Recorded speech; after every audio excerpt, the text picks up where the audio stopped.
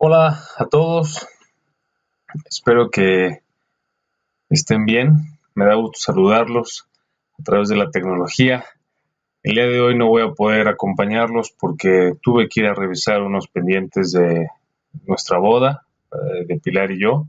Y como ustedes pueden imaginar, son cosas que se revisan los fines de semana. Y solamente nos dieron cita hoy domingo, por lo que no puedo estar con ustedes. Pero Oscar amablemente se ofreció para ayudarnos. Él va a dirigir este video, las discusiones, ponerle pausa, etcétera. La intención es que a través de esto se pueda ofrecer la clase, dar continuidad a donde nos quedamos el domingo pasado, toda vez que lo hagamos muy natural con la ayuda de Oscar, como les menciono. En primer lugar, les voy a pedir por favor que escriban sus papelitos de oración, si es que no lo han hecho, en una hojita, poniendo su nombre, fecha y contacto, y Oscar va a hacer el favor de pasármelas a mí más adelante. En segundo lugar, les quiero pedir por favor que se formen por grupos naturales, es decir, como están sentados, lo hemos hecho otras veces, para que podamos orar eh, platicando primero 5 minutos sobre las peticiones que cada uno pueda tener y luego 5 minutos para, en efecto, orar. Oscar va a tomar el tiempo y como veces pasadas, él va a terminar ese momento de oración con una oración él mismo. En tercer lugar, quiero ofrecerle disculpas a Ámbar, particularmente porque quedé de hablarle por teléfono para explicarle sobre el milenio. Perdón, Ámbar, no va a poder ser en esta ocasión, pero prometo marcarle para hacerlo durante la semana. A las demás personas a las que también les debo una llamada, me disculpo también, ha sido una semana de locos entre tantos pendientes. Bueno, vamos a comenzar con la clase de dones espirituales. Aquí puse de repaso enseñanza, fe y milagros. Esos son los que vimos la semana pasada.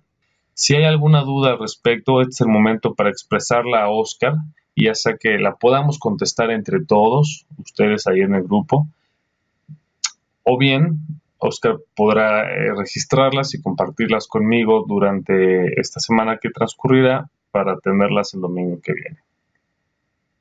Los dones que vamos a revisar hoy son discernimiento de espíritus, ayudar o servir, administración o liderazgo, y si nos da tiempo veremos uno más. Lo haremos de tal modo que podamos discutir, pensar, reflexionar y terminar a tiempo. El primer don que tenemos aquí en la lista es discernimiento de espíritus. Y es importante que vayamos a la Biblia para poder entender a qué se refiere. Ahí está. Bueno, a otros poderes milagrosos, a otros profecía, a otros el discernir espíritus, a otros el hablar en diversas lenguas y a otros el interpretar lenguas. Aquí Pablo está haciendo su lista en Corintios sobre los dones y buscamos este versículo para darnos cuenta que Pablo en efecto enseña de estos dones. Como definición, podemos poner discernimiento de espíritus como la habilidad de distinguir entre lo que es verdadero y lo que es falso. Otra forma de decirlo es que este don permite por la guía del Espíritu identificar cuando una enseñanza o una práctica dentro del contexto de la iglesia no va de acuerdo al pensamiento o al corazón de Dios. Una predicación, por ejemplo, o una práctica.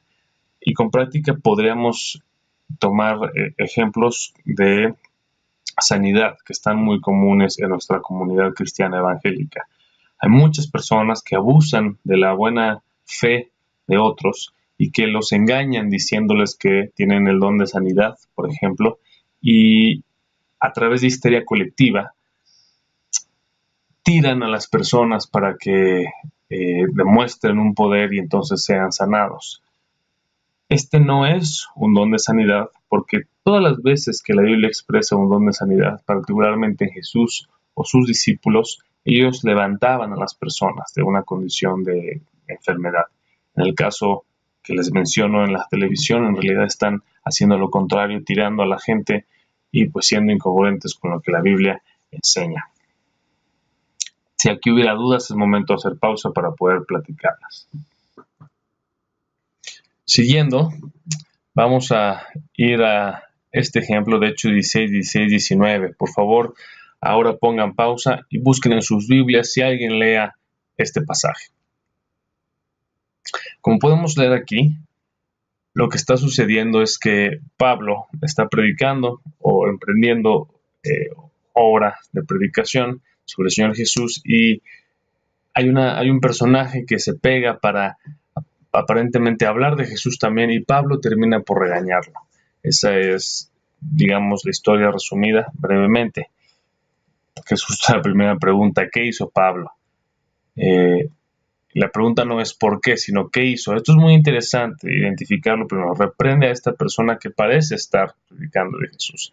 Ahora les pido que vayan a Marcos 9, 37 al 39 para comparar lo que hace Pablo con lo que sucede en Marcos. Entonces vayan para allá, ponemos pausa. Regresando,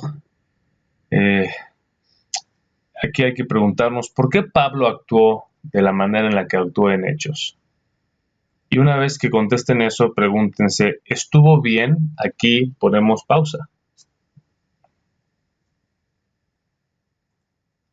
A la respuesta de estuvo bien, tenemos que considerar el contexto en el que estamos hablando, el don de discernimiento. ¿Por qué cuando Jesús enseñaba una cosa con la que aparentemente Pablo hizo lo contrario a eso que enseñó Jesús? ¿Por qué podemos decir que Pablo estuvo bien? ¿Qué estaba haciendo Pablo? El siguiente don es el don de ayudas o servicio.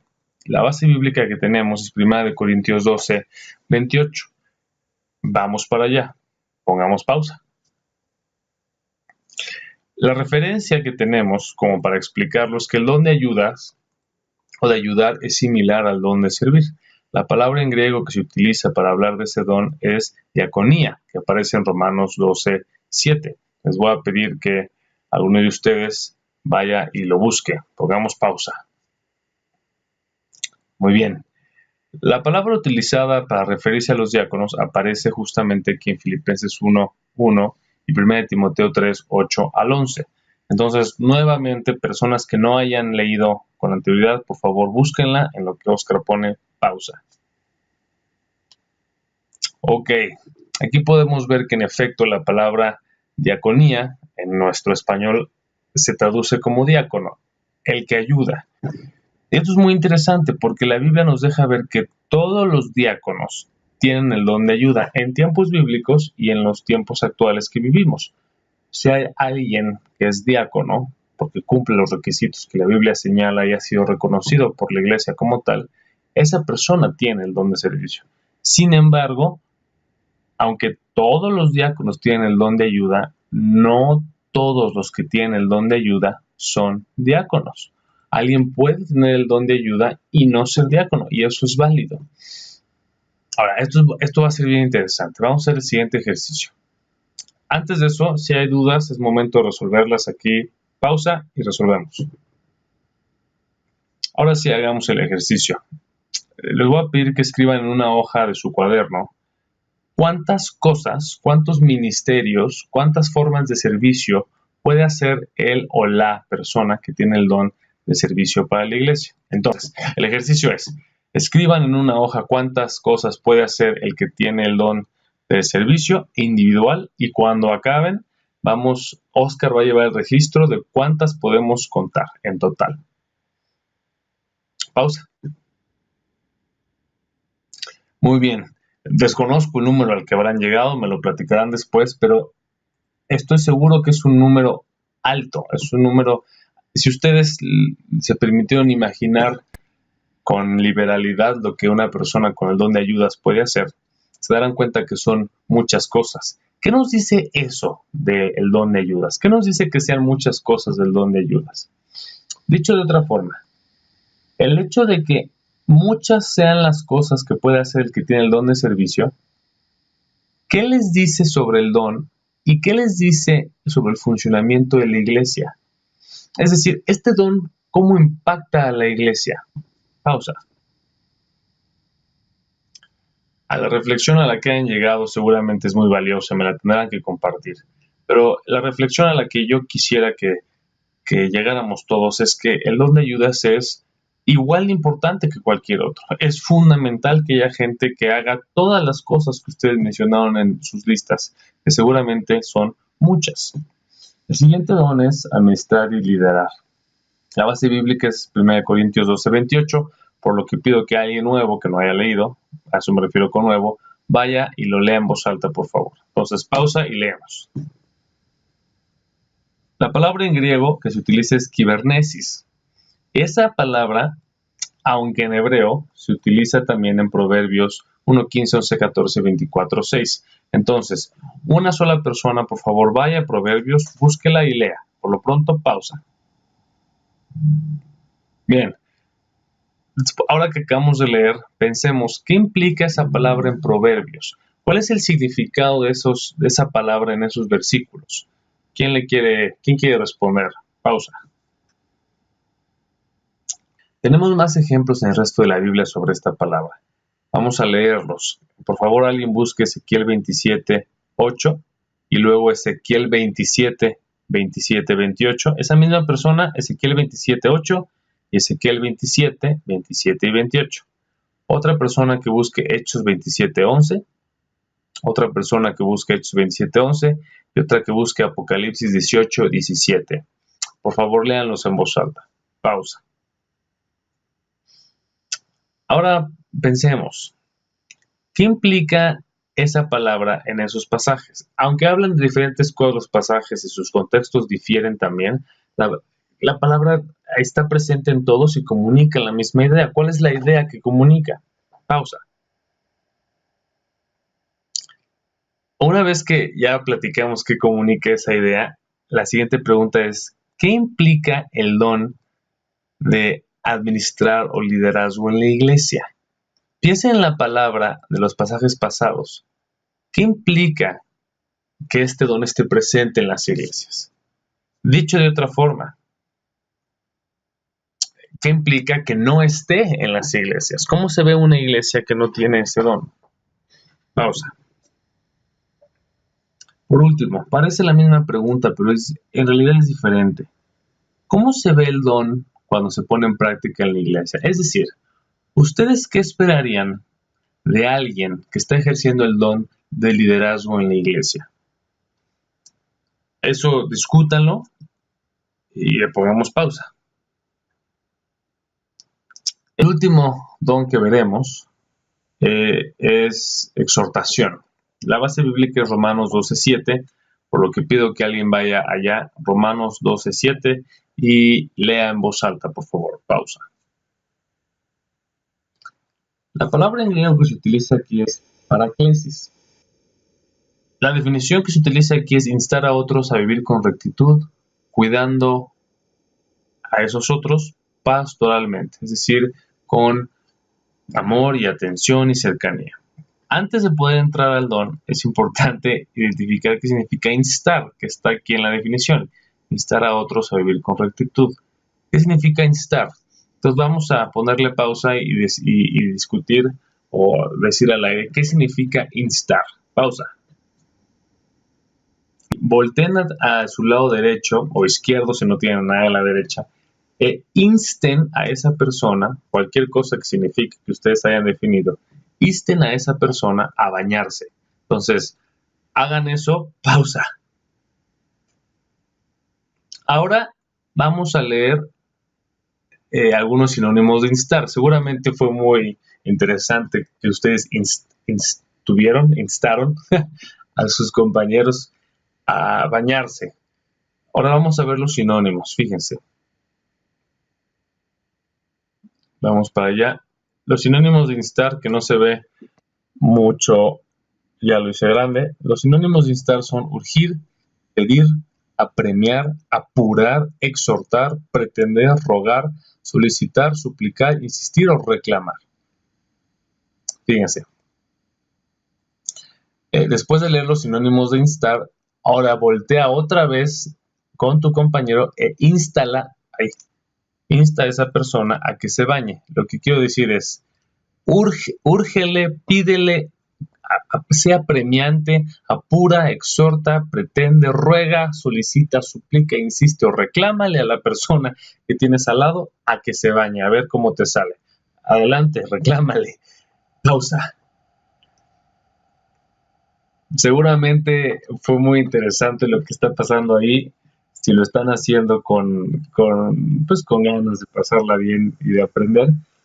Y esto nos abre puerta a pensar qué significa entonces la exhortación como el instar a otros a vivir con rectitud. Muy interesante, porque no es sugerir, no es pedir, es demandar, es apremiar, es invitar, es rogar con fuerza, tiene energía. El don de exhortación lo implica. Entonces pensemos, ¿qué ministerios desarrolla el que tiene este don de exhortación? Alguien que es energético para vivir una vida con rectitud o caminar con el Señor. ¿Qué ministerios desarrolla? Pausa. Siguiente pregunta, ¿qué implica este don de instar a otros a vivir con rectitud para la iglesia? O dicho de otro modo, ¿qué pasaría con una iglesia donde no exista este don? Una iglesia donde no exista la exhortación, el ruego, el apuro, el apremio por vivir, por invitar a otros a vivir con rectitud. ¿Qué pasaría cuando una iglesia se ve así? Muy bien,